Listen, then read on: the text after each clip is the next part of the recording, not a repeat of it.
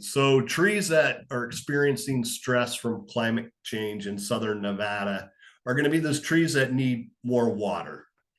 So the trees that are not native to the region or trees that may normally grow in riparian areas along streams, those are going to be the trees that are going to become stressed. So climate change in Las Vegas and southern Nevada is going to result in increased frequency of extremely hot days, and more severe drought and evaporation that goes along with that.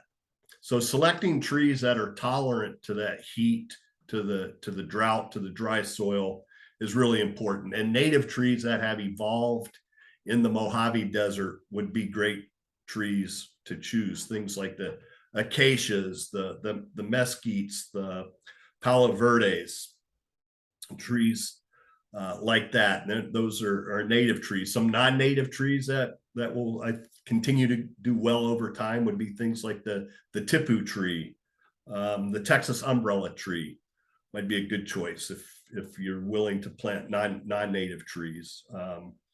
The blue palo verde, the desert museum palo verde, the western honey mesquite, cultivar maverick, which is thornless.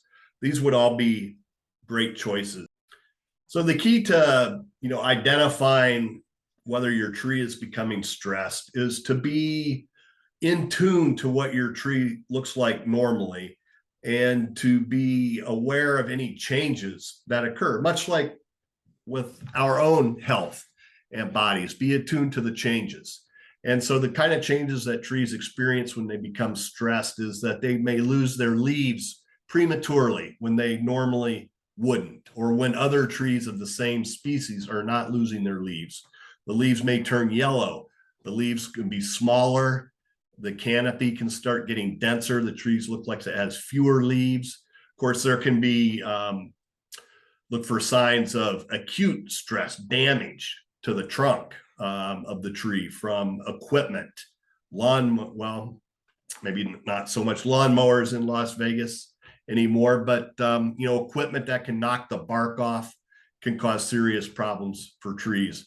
But looking at the growth, how much is the tree growing each year? And if that starts declining, you look at the twigs and notice how much the twig is growing on the branches each year. If that starts reducing, that's a sign of stress. But the leaves really provide a lot of indication, knowing what's normal and then departures from that.